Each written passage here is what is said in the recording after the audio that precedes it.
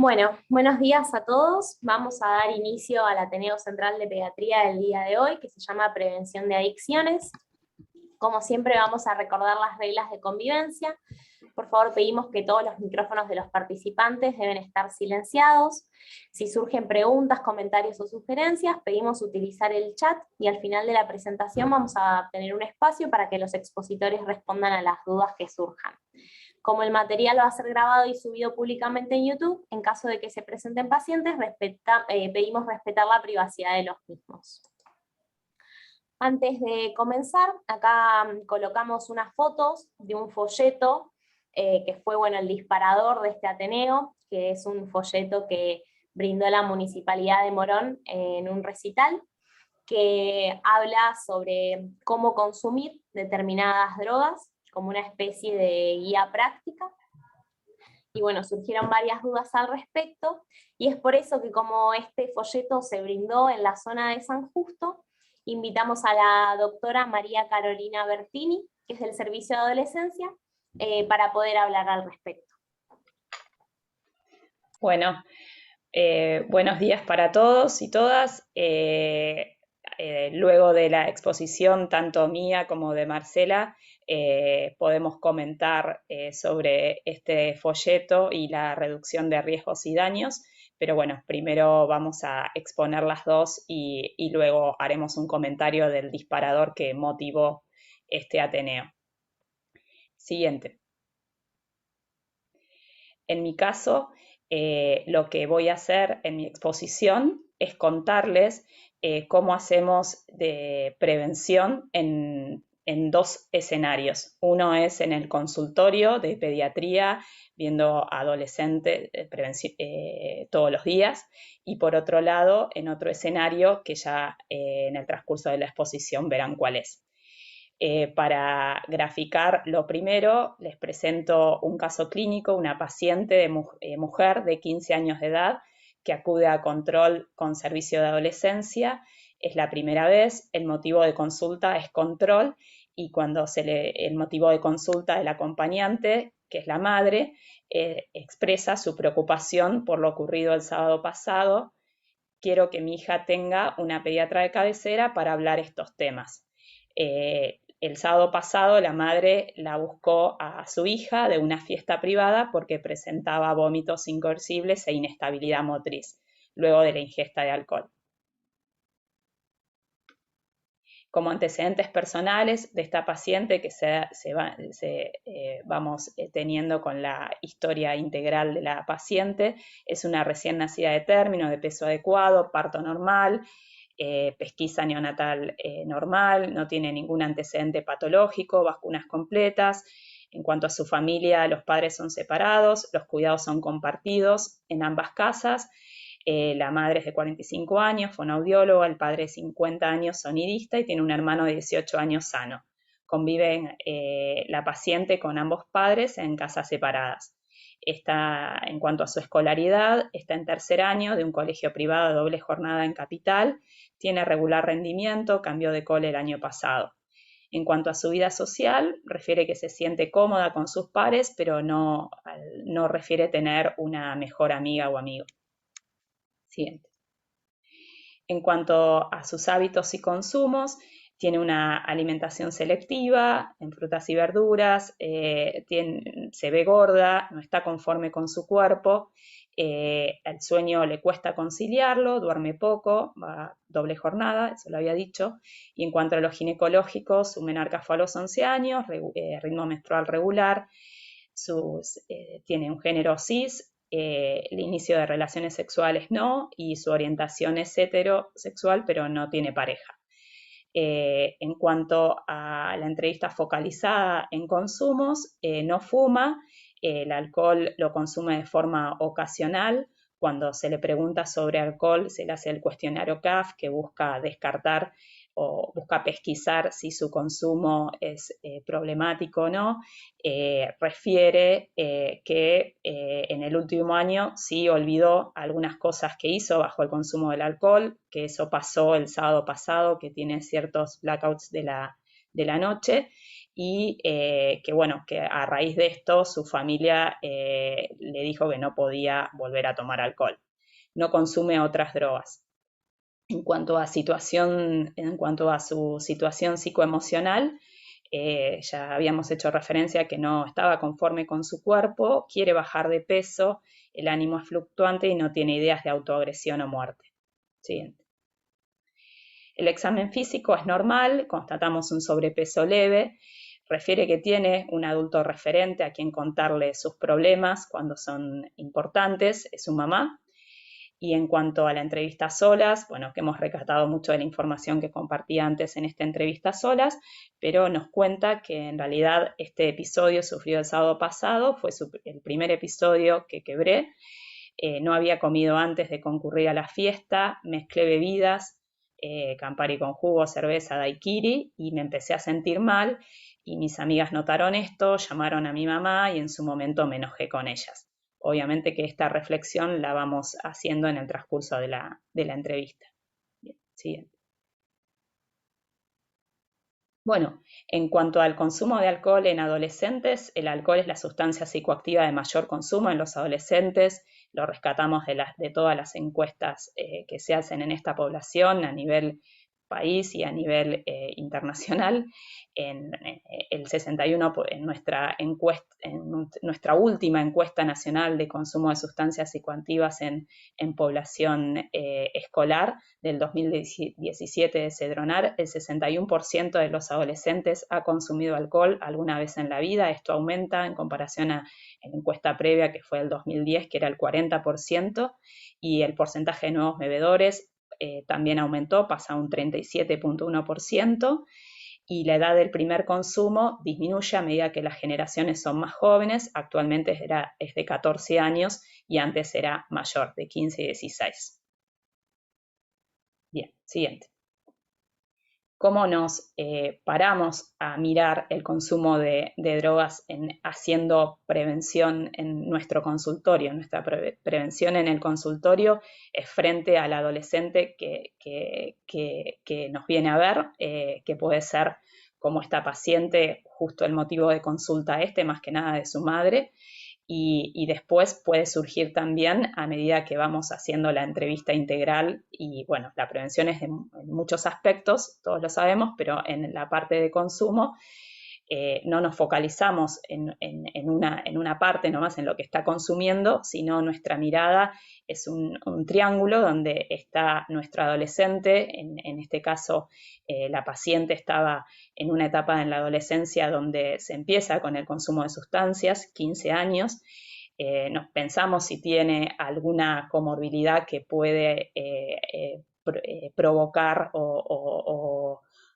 un consumo problemático. Esta paciente no tenía psicopatología previa y bueno, y a medida que la vamos a ir conociendo, vamos a poder armarnos también cómo es esta adolescente en cuanto a sus habilidades sociales o su autoestima.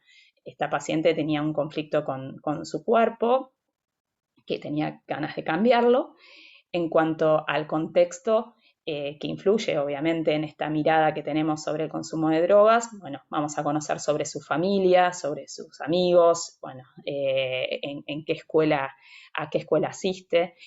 Bueno, más allá de estar inmersos en una sociedad y una cultura actual pro consumo de muchas cosas. Y después, en cuanto a la droga, bueno, en esta paciente es el alcohol de lo cual estamos hablando. Y en este conjunto de estos 3 puntos de este triángulo se van desarrollando relaciones que hacen a que nosotros podamos construirnos qué factores protectores y de riesgo tiene esta paciente. Uno de los factores protectores que podemos ver es que tenía un adulto referente, eso es muy importante. También unas amigas que ante una situación que se les fue de control, pudieron llamar a la mamá para que la venga a buscar. Después, bueno, de riesgo podríamos plantearnos en dónde estaba esta chica en esta fiesta, donde había alcohol en chicos y chicas menores de 15 años, digamos, que adultos estaban mirando esto. Bien, y después en cuanto a la droga y al contexto, podemos plantearnos en este caso clínico, bueno, que hay mucha tolerancia social al consumo de alcohol por parte de los adolescentes, que esa tolerancia social a veces viene inclusive de los propios padres y madres que habilitan el consumo de alcohol en chicos de 15 años. Y después, en cuanto a la droga y al adolescente, en esta relación que tenía nuestra paciente con el alcohol, bueno, en sí, ahí uno podría decir que fue un consumo recreativo, digamos que es un consumo ocasional de fines de semana, pero eso no quiere decir que no tiene riesgos, digamos. Esta paciente, al consumir alcohol de esta forma, bueno, puede tener algún tipo de riesgo, desde tener relaciones sexuales sin protección o no consensuadas, o si sus amigas no hubiesen llamado, ¿qué hubiese pasado, no? Bien, siguiente. Bueno, nosotros sabemos que el cerebro adolescente es más vulnerable al proceso de adicciones en comparación al cerebro adulto. Eso es por ciertas características que transcurren a esta edad. El lóbulo frontal experimenta el mayor crecimiento en la adolescencia, termina su desarrollo entre los 23 y 25 años. Entonces, esto hace que las funciones cognitivas en la adolescencia, que permiten la inhibición de los impulsos, que son las conexiones entre la corteza prefrontal y la amígdala, no están desarrolladas en su totalidad. Por eso, digamos, los adolescentes pueden estar expuestos a ciertas conductas no reguladas por esta corteza prefrontal. Y el cerebro adolescente también tiene una alta neuroplasticidad, aprende más rápido, entonces ante el contacto con sustancias de abuso hay mayor riesgo de adicción que si ese consumo es en una edad donde el cerebro ya está formado, luego de los 23-25 años, comparado con lo que puede pasar con un cerebro adulto, ¿no? Bien, siguiente. Bueno, yo puse en la relación entre el adolescente que nos convoca y la sustancia. Uno puede dividir este consumo en consumo recreativo. Uno se refiere a un consumo recreativo cuando es un consumo aislado, episódico y ocasional, donde no hay tolerancia ni dependencia.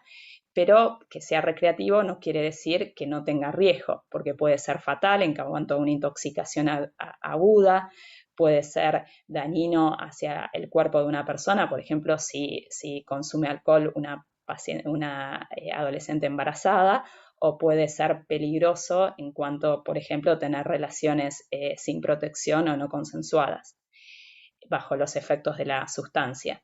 Y en cuanto al consumo problemático, bueno, ahí englobamos lo que es abuso y dependencia, es donde hay un deterioro clínico significativo, incumplimiento de tareas habituales, alteraciones en las relaciones sociales o familiares, y si se suma dependencia, va a haber tolerancia y abstinencia de la sustancia a la cual se está consumiendo, y en realidad uno diría que afecta a la salud y la vida del adolescente.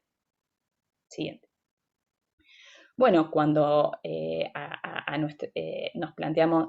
estamos frente a un paciente adolescente que nos dice que sí, que consume alcohol, bueno, tenemos unos lineamientos del Ministerio de Salud en cuanto a la atención de consumo episódico excesivo de alcohol en adolescentes, que es una forma de consumo que es ocasional, que son los fines de semana, y en esta guía, si bien nuestro adolescente tuvo, digamos, una intoxicación alcohólica, digamos, un episodio excesivo de alcohol, nos planteamos de cómo hacer una reducción del riesgo de que otra vez que se vuelva a enfrentar a tomar alcohol, si lo va a hacer otra vez, cómo disminuir el riesgo de que tenga una intoxicación alcohólica o problemas relacionados a esto. Entonces, una de lo que usamos es la información sobre las diferentes concentraciones de alcohol que hay en las bebidas en las bebidas alcohólicas, ¿sí? Así que mediante un gráfico les explicamos qué qué concentración tiene cada bebida alcohólica. En realidad, el consumo episódico excesivo de alcohol se da cuando se toman 5 unidades de bebida alcohólica en poco tiempo. Y en general, bueno, esto es en poco tiempo porque es en una noche, ¿sí? También les explicamos que en realidad el problema no es mezclar alcohol, sino el problema es cuántos gramos de alcohol entran en mi cuerpo, ¿sí? Que más allá de la mezcla que yo haga, cuando yo hago una mezcla quizás no tengo en cuenta los gramos de alcohol que estoy metiendo en mi cuerpo. Bien, siguiente. Bueno, entonces cuando nos planteamos, estamos frente al adolescente que consume alcohol o tuvo un episodio excesivo de consumo de alcohol, bueno, tenemos que preguntar si consumió alcohol y le sumó a otras sustancias psicoactivas o solo fue alcohol, si hubo algún cuidado previo o no ante el consumo, durante y posterior a la ingesta. Bueno, si condujo algún vehículo bajo los efectos del consumo, se subió a un auto de alguien que haya consumido, bueno, y la frecuencia de si tuvo algún problema relacionado con el alcohol, por ejemplo, lesiones, caídas, peleas o relaciones sexuales no protegidas. Bien, y lo que se propone frente al consumo excesivo de alcohol o al consumo de alcohol en los adolescentes es la consejería en reducción de riesgo, y si obviamente uno detecta que hay un consumo problemático o una dependencia, obviamente que el manejo va a ser en conjunto con un equipo de salud mental y un seguimiento multidisciplinario. Bien, siguiente. La consejería en reducción de riesgos de un consumo excesivo de alcohol trata de desnaturalizar el consumo excesivo de alcohol, distinguir cómo uno puede consumir sin caer en esto, si desea hacerlo, instalar la percepción del problema y reducir daños futuros. Tenemos para esto que habilitar un espacio de escucha con el o la adolescente. Algo puede estar pasándole que la lleva a consumir. Acá nos había hablado nuestra paciente que tenía un ánimo fluctuante, que estaba disconforme con su cuerpo. Bueno, hay que ir viendo ahí si hay algo más. Vamos a brindar información sobre los riesgos del consumo de alcohol para la salud. Siempre uno, digamos, esto se hace de forma amena, ¿no? Explicándole, ahora fue con alcohol, pero puede ser con marihuana, decirles, a vos te interesa que yo te cuente sobre los efectos que puede producir, por ejemplo, marihuana o alcohol en tu cerebro, y después, o en tu cuerpo, registrar la percepción del adolescente sobre la práctica de riesgo y, bueno, y con la idea de tomar una decisión que pueda tomar frente a una información veraz, una decisión respecto a su patrón de consumo y, bueno, promover prácticas de cuidado y estrategias para reducir daños futuros. Bien, siguiente. Este es un folleto que brinda el Ministerio de Salud en cuanto a la reducción de riesgos en consumo de alcohol dirigido a adolescentes. Siguiente. Y es lo que charlamos en las consultas, digamos. Si vos elegís tomar alcohol, bueno, hay ciertos cuidados que uno puede tener para no caer en una intoxicación alcohólica, que son comer algo antes de salir, en una comida que incluya grasas para retrasar el vaciamiento gástrico y esto que haga que el alcohol vaya pasando más lentamente a tu cuerpo durante el consumo. O sea, lo ideal es comer antes y si puede comer durante el consumo, mejor. El alcohol deshidrata, entonces es importante que tomes agua cuando estás tomando alcohol. No mezclar diferentes bebidas alcohólicas entre sí, pero esto con la función de poder tener registro de lo que están tomando y tampoco mezclar alcohol con otras drogas. Esto les explicamos qué efectos puede dar el mezclar alcohol, por ejemplo, con éxtasis o anfetaminas, los riesgos cardiológicos que esto puede tener, o con psicofármacos.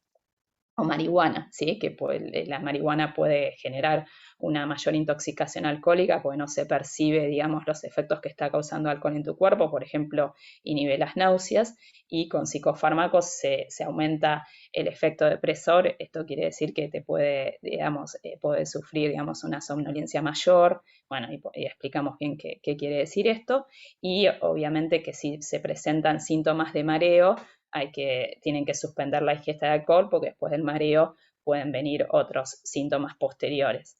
También hablamos de la mezcla con bebidas energéticas, que en realidad si uno no alternar ni mezclar con ellas, porque, no sé, más allá de los que puede causar problemas, se los explicamos así, en el corazón, y aparte no se censan las consecuencias que está dando el consumo de alcohol. Bien, siguientes. También quizás muchas veces esta reducción de riesgos la hacemos para poder cuidar a otros. Si un amigo está intoxicado con vómitos, ponerlo en decúbito lateral izquierdo para evitar que se aspire, ¿no? Un adolescente que haya consumido alcohol, ¿no? Mantener la temperatura corporal, no desnudarlo ni mojarlo y no provocarle el vómito, porque ese alcohol, digamos, ya está dentro de su cuerpo, y solicitar ayuda y acompañarlo y acompañarla hasta que la ayuda llegue, ¿no? O sea, poder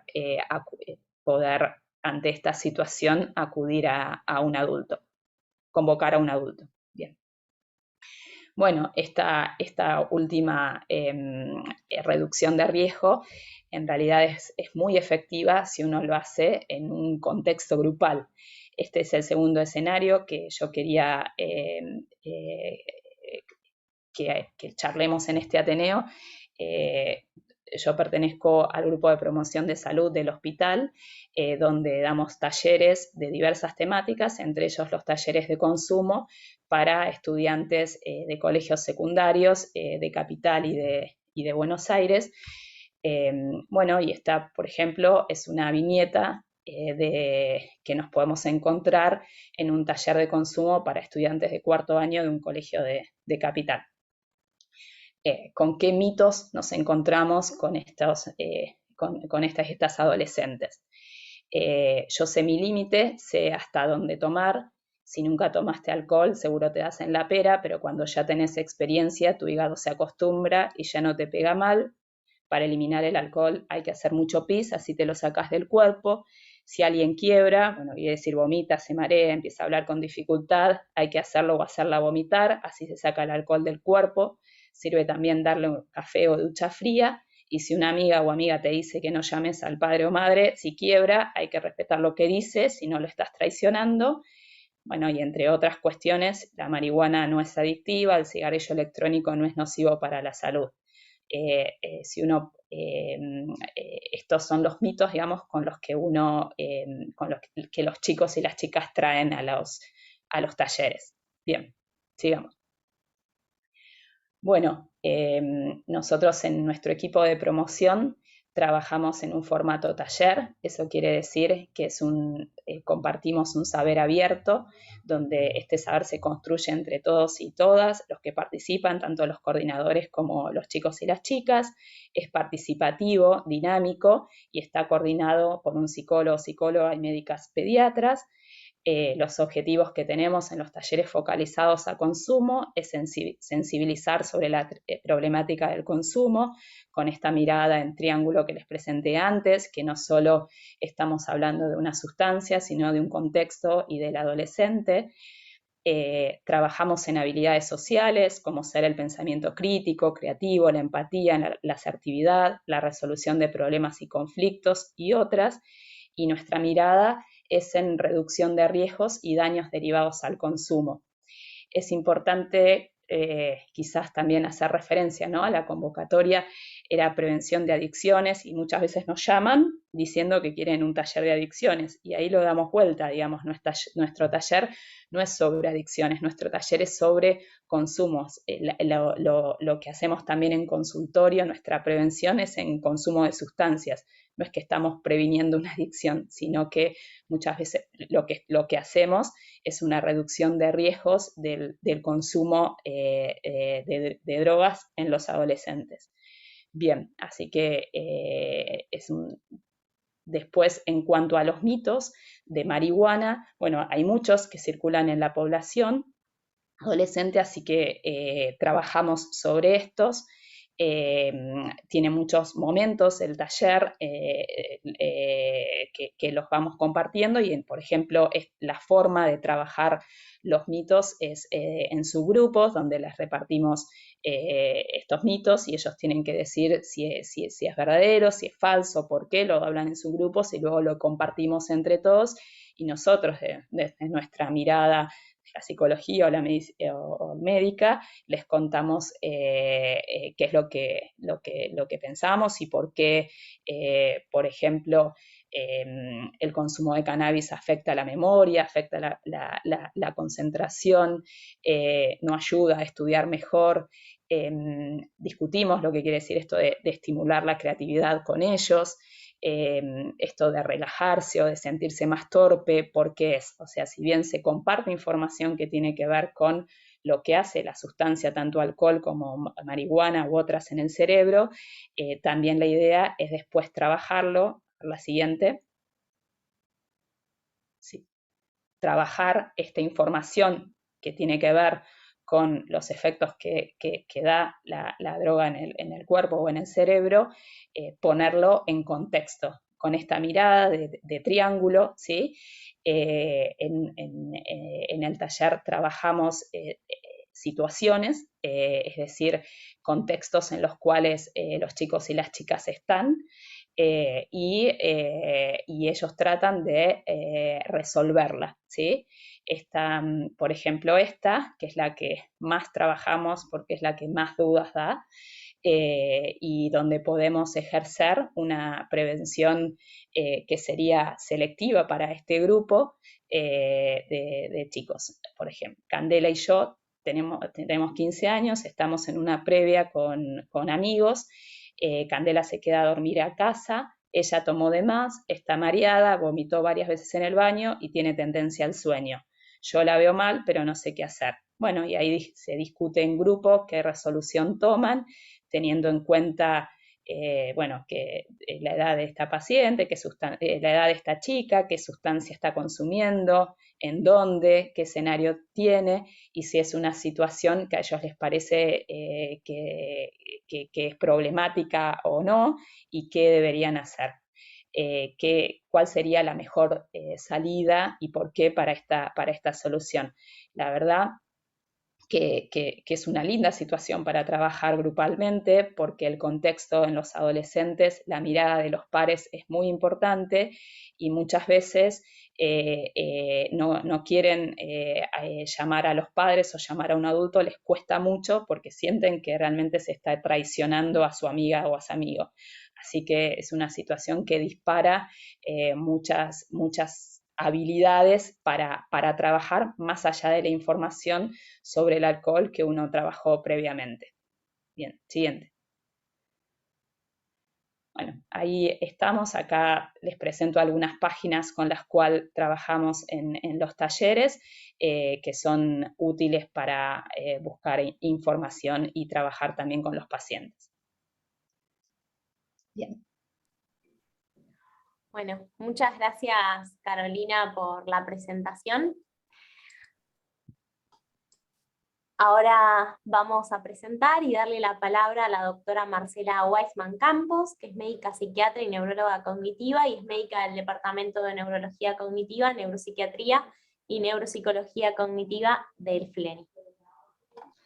Bueno, muchas gracias, la verdad, por la invitación, y gracias, Carolina, por tu trabajo en los talleres, porque yo como médica de adultos nos ayudas, ¿sí?, a que exploten menos las bombas después. Yo cuando pensé en esta presentación, pensé en algo más global, porque cada vez que vamos a lo particular de uno de los productos, y hasta hace unos años estaba separado el alcohol del tabaco, o quien hacía obesidad, y me parece que como psiquiatras tenemos que poder avanzar en lo que es funcionamiento cerebral general, y donde están los circuitos apetitivos y aversivos que todos tenemos, y cómo gobernamos esos circuitos con las emociones, para acercarnos a ciertos productos o alejarnos, y todo arranca pensando en divertirnos. Entonces todo lo que hace Carolina relacionado a consumo, en realidad los chicos no buscan consumir, buscan divertirse. Y este concepto de la diversión activa versus pasiva, que también la tenemos todos como adultos, que sería la diversión pasiva sentado, comiendo, tomando, fumando, haciendo compras por internet, jueguitos, a dónde vamos, ¿no? Y que son todos productos inventados por humanos, que los perros no tienen, o los otros animales no tienen estos problemas, es algo que inventamos, y con lo cual nos podemos complicar algunas cuestiones y terminar en distintos médicos, ¿no?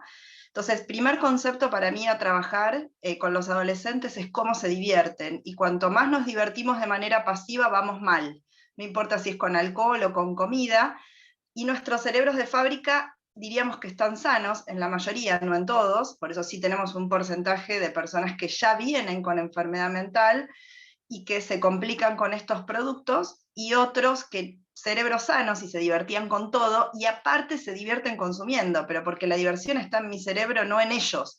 Ellos tocan nuestros cables. Siguiente. Entonces, esto de los estímulos supranormales, a mí me gusta en 1973 un premio Nobel que creó huevos de aves más artificiales, bien coloridas, bien grandes, y vio que las aves iban a esos huevos, ¿no? Y dejaban los huevos chiquititos y sin colores. Y esto se ve también con mariposas, entonces hay algo del atractivo de los colores, que incluso esta presentación, colores, si le pudieran poner música, etcétera, sería más atractivo para nuestro cerebro, y dejaríamos otras cosas, ¿sí?, por estos productos. Entonces, cuanto más colores le ponen a un paquete de galletitas, etcétera, el cerebro queda atrapado. Siguiente. ¿Y para qué se consume? Esto es clave diferenciar en estos pacientes, sobre todo en los adolescentes, para la interacción social, para afrontar el estrés, para los trastornos neuropsiquiátricos automedicarse, o para mejorar el rendimiento cognitivo. Y este perfil de pacientes sí es distinto, y tenemos que ver qué hacer con cada uno de ellos. Siguiente. El punto en donde siempre va a parar a veces el sistema de salud es en intoxicación, pero en adicciones sabemos que esto es un proceso que no es lo importante, las intoxicaciones, sí diríamos los síntomas psicóticos, porque es como las convulsiones, van dañando, pero lo más grave es el efecto en los tres momentos, que es la intoxicación, la abstinencia y la etapa de craving, de deseo. Todos los productos pasan por esto, no importa si es una media luna o si es el alcohol. Y en las etapas de intoxicación, estos pacientes hay que identificar los que tienen déficit de circuitos aversivos o exceso de apetitivos, y para esto, para mí, la genética, o sea, tener un antecedente, recién cuando hablaba Carolina, yo me quedé pensando, ¿qué antecedente familiar tiene esta chica? Porque si tiene padres o abuelos tabaquistas, si tiene padres, abuelos con juego patológico, ahí tenemos el antecedente familiar. Si tiene familiares con depresiones severas, suicidios en la familia, ese cerebro probablemente venga más vulnerable para hacer enfermedad frente a estos productos. Entonces, primer punto es ir bien para atrás. La intoxicación es donde vamos con, si estoy de guardia me importa, pero no es la parte más importante de las adicciones, sino es el craving, el deseo de consumo, y eso es lo que tenemos menos tratamientos disponibles tenemos, y es lo que más hay que trabajar con estas personas, porque si no repiten y a la vez pueden estar intoxicados por el alcohol, abstinentes de tabaco, intoxicados de cocaína, y son después esos cuadros de excitación psicomotriz que vemos, ¿sí?, un poquito más adelante. Siguiente.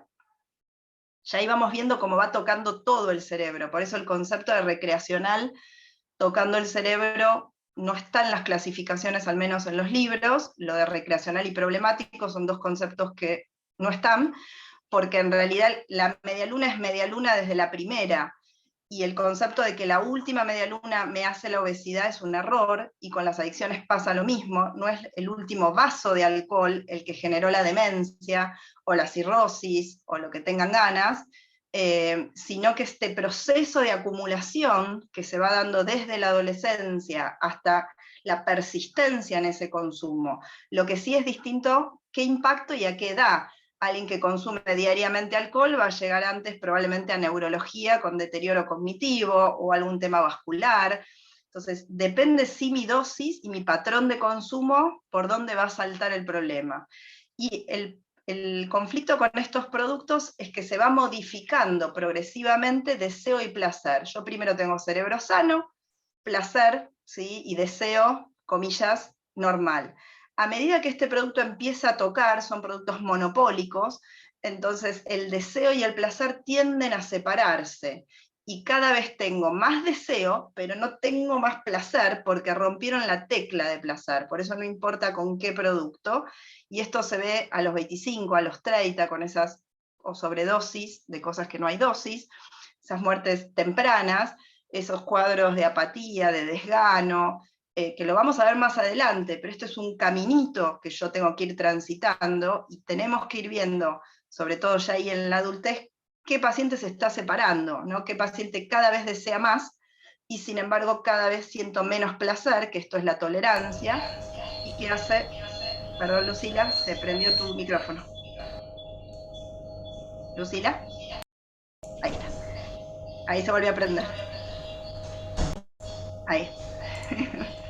Entonces, a medida que deseo y placer se van separando, van a ir apareciendo distintas sintomatologías, que puede ser en el sueño, que puede ser con el agregado de tabaco, con el agregado de la marihuana, van cambiando de producto para intentar sentir algún tipo de placer. Siguiente. Lo más rápido. Entonces, sí, cuando indaguen por todos los productos, porque hay cosas que los pacientes no cuentan, ni si yo tengo a los 60 años pacientes y que tengo que preguntar por cocaína, que hace años yo no preguntaba, ahora sí, ¿no? O el GHB que aparece post-mortem, y uno ahí tiene que decir, tengo que preguntar, porque lo que no pregunto parece que lo que no se consume todos los días no es problema. Entonces, ojo con ese concepto porque es uno de los primeros errores, que la marihuana se deposita en grasa, dura 15 días, por lo tanto la abstinencia se va a sentir a los 15 días recién. Y la tendencia a pensar en recreacional, porque es cada 15, es una cuestión farmacocinética. Siguiente. Entonces, esa etapa, comillas, llamada recreativa, es una etapa silenciosa, que la podemos ver con las medialunas, y creo que con esta paciente que contabas, tenemos que hablar de todos los productos porque es todo lo mismo. Y si yo no respeto que tiene la medialuna, una medialuna tengo que saber, y tengo que saber que la tendencia de esa medialuna es que yo coma más. No está hecha para que yo coma una como el tomate, sino que tienen ciertos productos, ¿sí?, que me van a modificar mi toma de decisiones. Y esto es progresivo y lento. ¿Y cuándo va a ocurrir? No sé, pero que cuando ocurre, me gane el problema. Es como con la sal, cuando soy hipertensa. Hay un día y una hora que obviamente no es a los 20, no es a los 22, pero sí cuando uno ve la estadística de cuántas personas son hipertensas y por qué, tenemos que empezar a pensar en esto de la progresión, y que cuando hacemos o hablamos de prevención, seamos muy claros, ¿no? Porque cuanto más corremos, ¿sí?, el límite, más población se enferma. Siguiente. Entonces, este proceso que va haciendo distintos síntomas y que pueden consultar por situaciones de abuso, pueden consultar por conflictos familiares, van cambiando de nombre, ¿sí?, hasta que obviamente el estadio final puede llegar por el hepatólogo que me lo deriva, ¿no?, cuando ya el proceso está hecho. Pero la idea es saber que uno tiene un caminito saludable, ¿sí?, y otro caminito que no lo es. Siguiente. Entonces, esto más adelante no se ve tanto en la adultez, pero sí hay distintos patrones de consumo. Hay gente que se ve siempre la enfermedad, y otros, como el asma, ¿sí?, que vemos episodios donde parece que en el verano apareció el problema y en invierno se apaga. Este dato, digamos, de cómo es la presentación clínica, y que uno tiene que sospechar que acá hay una minimización de lo que la persona piensa del producto. Por eso que las creencias es lo que va a condicionar la enfermedad. Si yo creo que la sal no hace nada, voy a ser hipertenso. Si creo que la medialuna no hace nada, voy a ser obeso. Entonces, trabajar en las creencias me parece que es el foco de lo que llamamos prevención. Siguiente. Entonces, después cuando ya vemos diagnóstico diferencial, si es estadio, si hablamos de enfermedad psiquiátrica, sabemos que los déficits de atención 50% consumen, los bipolares 50% consumen, ahí ya vamos a la parte de automedicación, y por eso sí es importante ver la genética de cada paciente, de dónde viene, ¿sí? Padre o familiar con ADD, y pensar en el tratamiento, porque sí, digamos, si no ellos mismos nadie quiere consumir, lo que queremos es regularnos, y por eso también existen, sea coach, sea el arte de renacer, de revivir, son todos productos que intentan ver cómo gestionamos mejor las emociones. Algunos sabemos que son más eficaces que otros. Siguiente, sí, quería dejar claro que todo lo que sean adicciones potencia la aparición de enfermedad mental. Entonces, realmente hablar de recreacionarme con algo que implica un riesgo, ¿sí? Y el riesgo es claro, y lo vemos después en la adultez con las enfermedades mentales. Siguiente. Sí tenemos trabajos claros en cuanto a la disminución, por ejemplo, del volumen cerebral en individuos con consumo. Hoy esta separación entre alcohol, marihuana, bueno, la mayoría ya consumen todo desde muy temprana edad, por lo tanto, y sí sabemos que siempre combinan estimulantes con depresores, por esto de que siempre que yo consumo y toco la tecla de la depresión voy a necesitar un estimulante, entonces explicarle cómo primero la intención es no romper este equilibrio, y cuando lo empiezo a romper, no seguirlo buscando con estimulantes y depresores, que van creando todos los años uno nuevo, pero las teclas cerebrales son las mismas, es casi como en el supermercado la cantidad de galletitas que le van cambiando los nombres, pero todas tienen harina, sal, azúcar. Entonces estos conceptos están para mí groseros, ¿sí? Transmitirlos me parecen mucho más eficaces para poder prevenir. Siguiente. Acá hay un dato nada más que les quería dar, porque una de las principales consecuencias del uso de estos productos es el cambio en el foco del placer y la dificultad para tener anticipación de placer por actividades. Los cerebros quedan con estos cuadros de que no descargan dopamina por productos, digamos, naturales, que es esto que ustedes para esta charla deberían tener algunas descargas de placer, de anticipación de placer para estar hoy acá. El usuario de sustancias lo empieza a perder por lo que serían productos y logros, cuestiones de la vida, y solo estos cerebros anticipan placer si va a haber consumo. Entonces, esta es la progresión más grave que para mí tienen las adicciones, y hace que incluso dándole y ofreciéndole talleres o cosas, el cerebro lo vive como neutro, ¿no? Porque el sistema dopaminérgico es el que tiende a modificarse. Y les traje esto un poquito de la marihuana y la vulnerabilidad que tenemos hoy, bien descrito, dos momentos muy vulnerables. Uno es la exposición temprana en el bebé, que este dato es muy interesante. Si yo me entero que estoy embarazada y usando marihuana,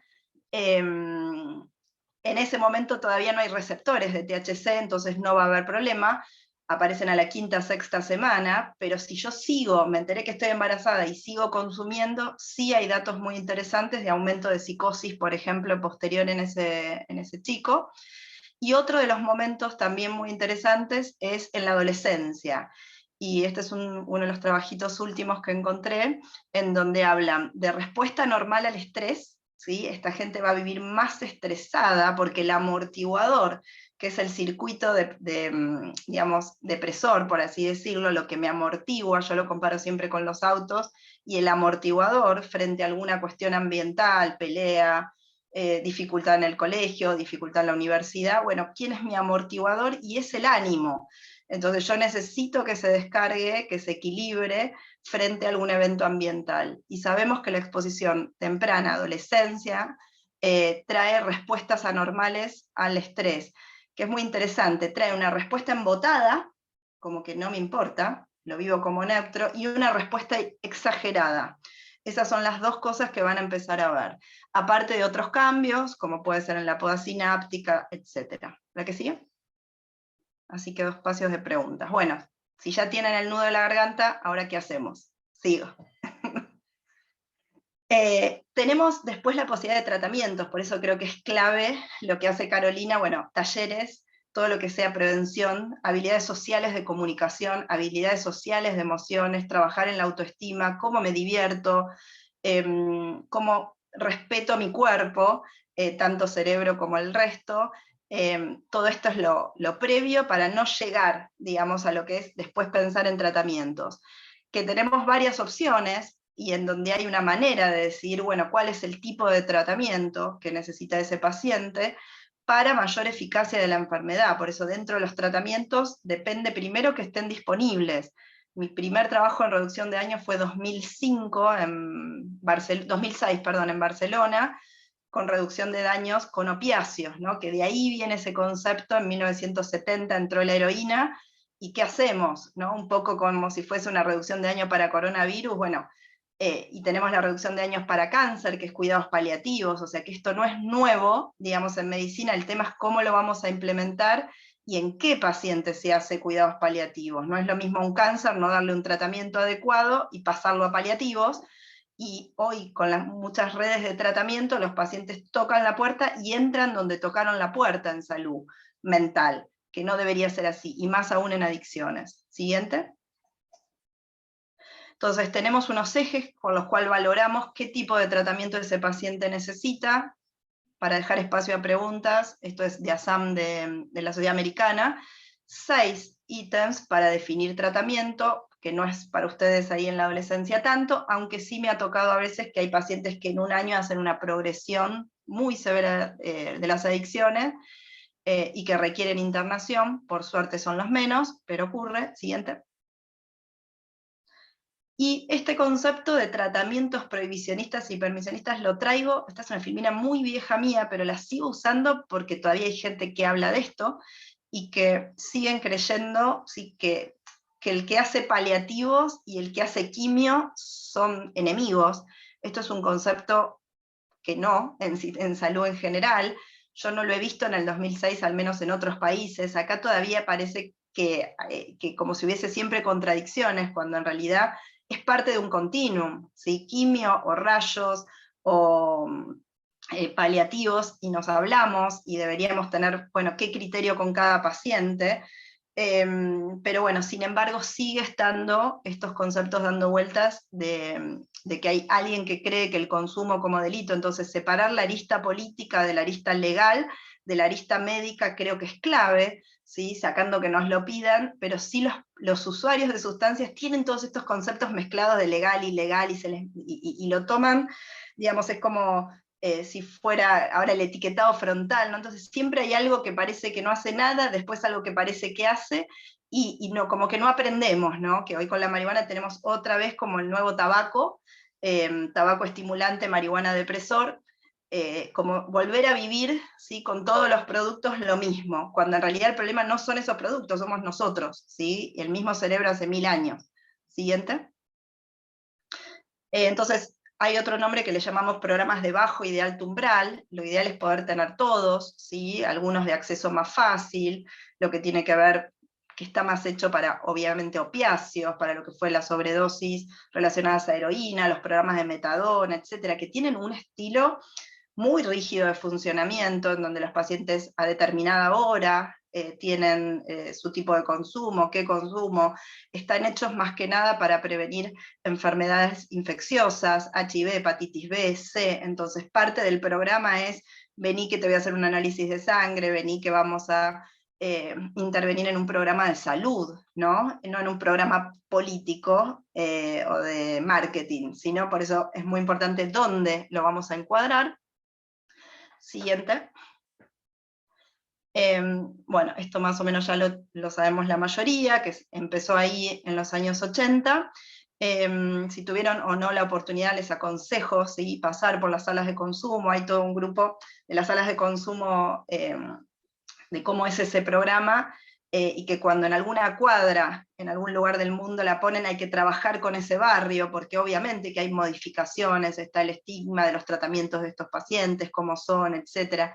Pero es un programa que funciona muy bien. Por ejemplo, la metadona se dispensa en Barcelona, el paciente se va de vacaciones a Italia y se hablan con el Centro de Dispensación de Italia para que le den la metadona.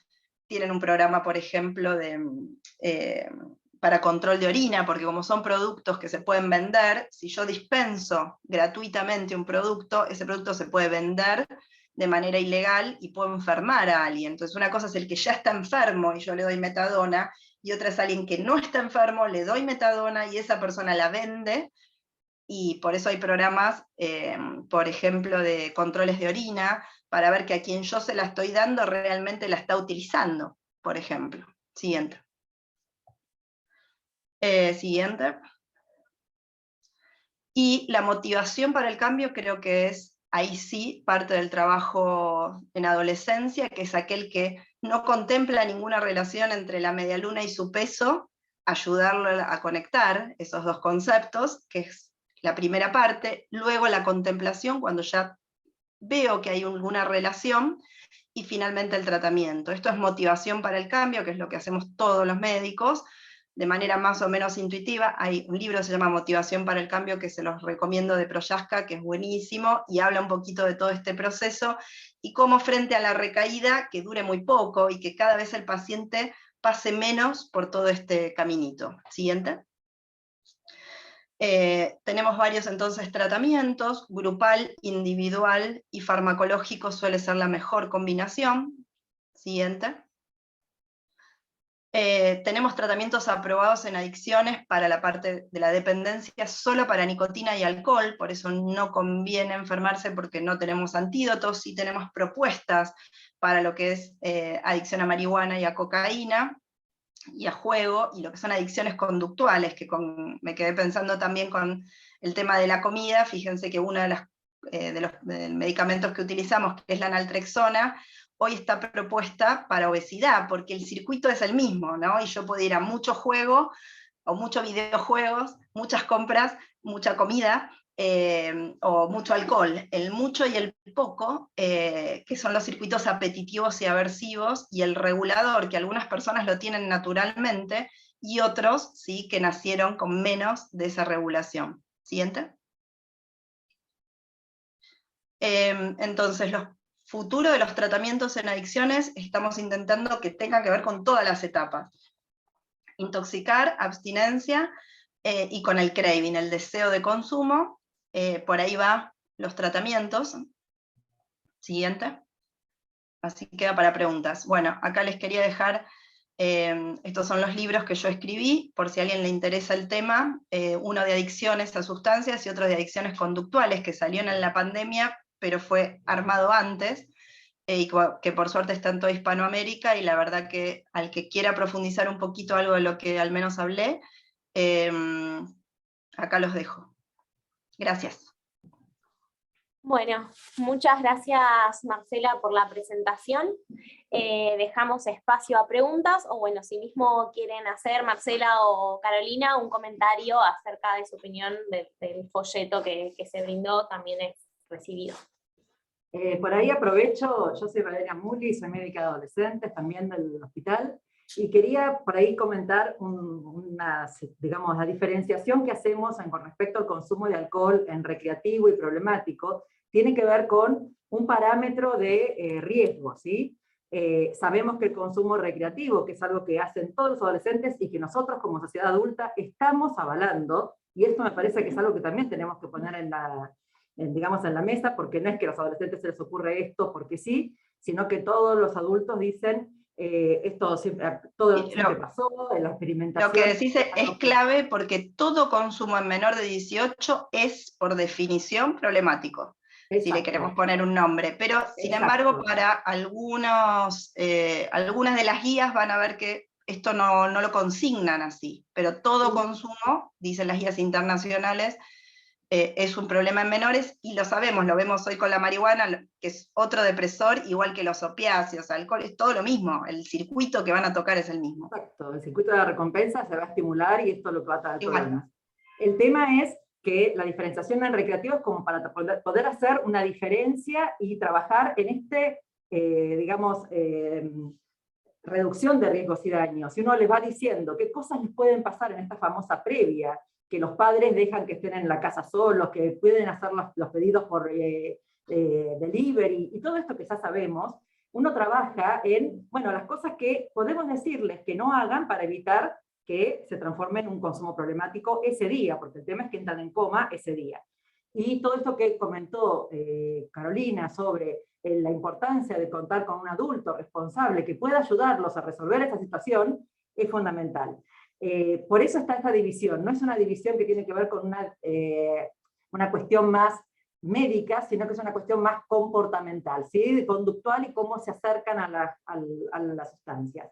De cualquier forma, una de las cosas que a mí me impactó cuando trabajábamos en los talleres con adolescentes, en esto de tratar de buscar otras formas de divertirse, que a mí me resulta muy triste que adolescentes y jóvenes tengan que divertirse consumiendo, que no puedan divertirse de otra forma. Entonces lo que me dice un adolescente es, bueno, pero una previa sin alcohol no es una previa. Bueno, este es el problema que tenemos, ¿sí? Es esta sociedad de consumo que les está ofreciendo esto y los adolescentes lo están usando. Así que bueno, agradezco muchísimo, y con respecto puntualmente lo que yo considero es que es una reducción de riesgos y daños, lo que se manejó con el folleto, que hay que ver en qué circunstancias se dio, si se dio después de un taller, en gente que estaba con algunos problemas, si se dio esto, es una forma de reducción de riesgos y daños. Ahora, si se ofreció en un boliche, o en una fiesta, en un festival, en un recital, eso no está bueno porque la idea es que sea dirigido a las personas que tengan estas dificultades con el consumo. Pero bueno, por ahí si pueden hacer un comentario, Caro o Marcela. Sí, en cuanto, creo que lo hemos explicado también en el taller, o sea, la política, o sea, las estrategias de reducción de riesgos y daños son estrategias sociosanitarias, políticas, individuales, colectivas. El objetivo es disminuir o minimizar las consecuencias tanto sociales, físicas o psicológicas negativas que da el consumo de sustancias, y tiene que ser algo pensado, no se trata de solo información evaluado, no se, porque no si se no trata cualquier tal cosa cual. se llama reducción de daño. Primero, Claro. no sé en dónde la estoy aplicando, por eso no es lo mismo prevención primaria, secundaria y terciaria, y me parece que en ese folleto mezclaron, ¿sí? Personas que no consumían con quienes recién consumen y con quienes ya tienen la enfermedad. Y no es lo mismo la sal, ¿sí? En un hipertenso, en alguien que todavía no usa sal, ¿sí? El tipo de intervención es distinta, y creo que cuando las adicciones para mí las sacamos de lo que es medialunas, sal y todo lo que uno tiene que aprender a cuidarse. A mí me gusta unir, porque si lo vemos como un objeto separado, yo creo que por ahí no es. Tal Perdón, cual. Carolina, que te interrumpí, pero... No, pero creo que completaste perfecto, Marcela, lo que Y hoy iba a hablé a la decir. mañana de hongos, que salió una actriz a hablar de hongo, entonces esto sea en TikTok, o sea, todos quieren tocarse el cerebro, pero después no tienen que venir al sistema de salud, porque el punto es así como las panaderías después no se ocupan de los obesos.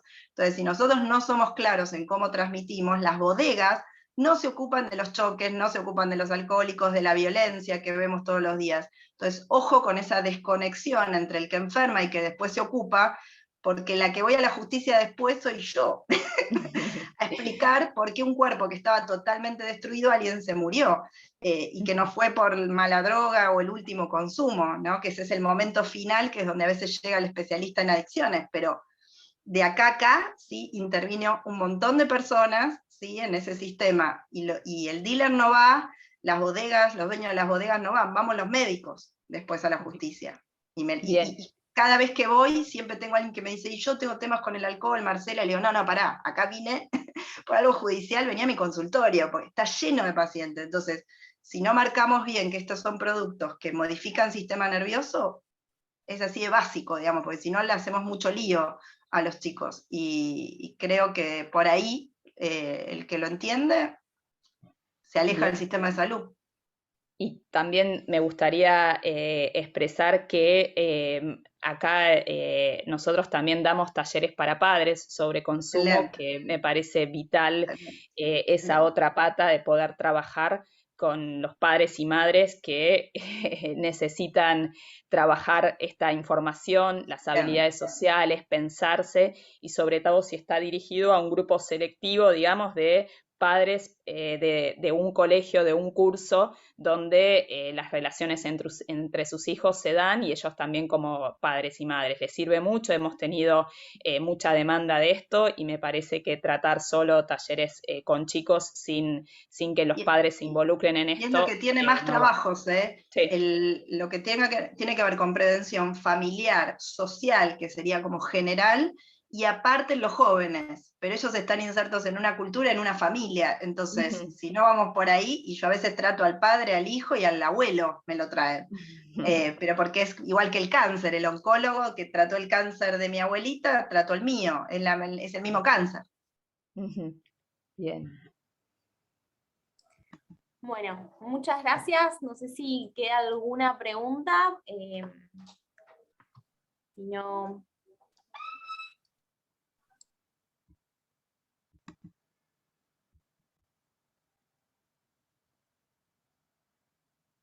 Y encima el sistema de salud, yo agrego cosas, pero se hizo hace unos años en APSA, me acuerdo, cuántos tabaquistas en población versus en salud.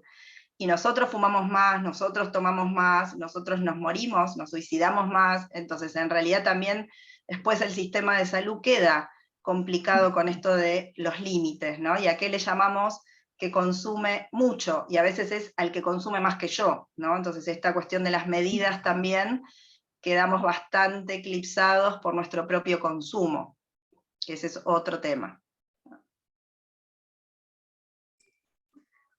Bueno, muchas gracias, Marcela. Gracias por estar. Hasta luego. En el chat. Así que bueno, la verdad les agradecemos un montón la participación a las dos, muy interesante. Y bueno, nos vemos el próximo martes en el otro Ateneo. Muchas gracias. Chao, hasta luego. Chao. Gracias.